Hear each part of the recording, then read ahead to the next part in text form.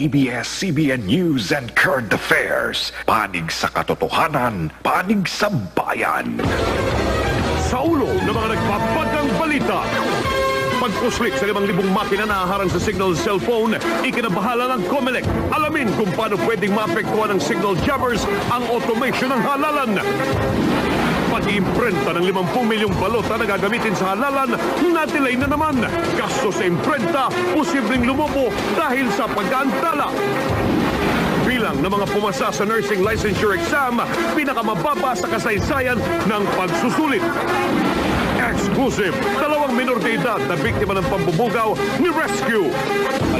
Resulta ng pinakabagong survey sa mga tumatakbong Pangulo, inilabas na sino ang nanguna. Abangan!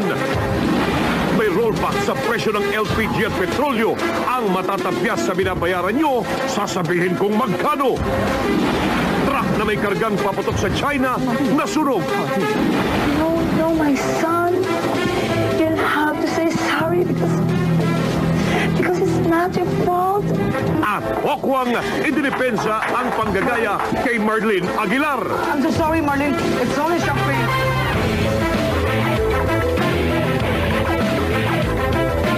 Live mula sa ABS-CBN News Center, Manila. Ito ang TV Patrol World!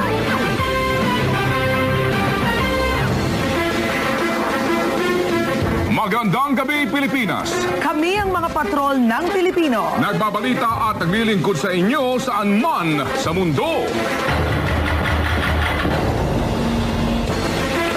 Nanganganib masabotahe ang kauna-unahang automated election sa ating bansa. Ito ang inihayag ng Commission on Elections kasunod ng balitang merong mahigit na 5,000 signal blocker ng cellphone ang ipinuslit sa bansa. Pangamba ng COMELEC, baka gamitin ang mga signal jammers na ito para harangin ang signal ng mga gagamiting voting machine sa halalan. Exclusive, nagpapatrol Anthony Taberna. Ganito ang ilang modelo ng transceiver na ginagamit para harangin ang signal ng cellphone. Ayon sa NTC, legal ang pag-angkat at paggamit nito kung may permit mula sa kanila. Ginagamit ko yan sa ospital dahil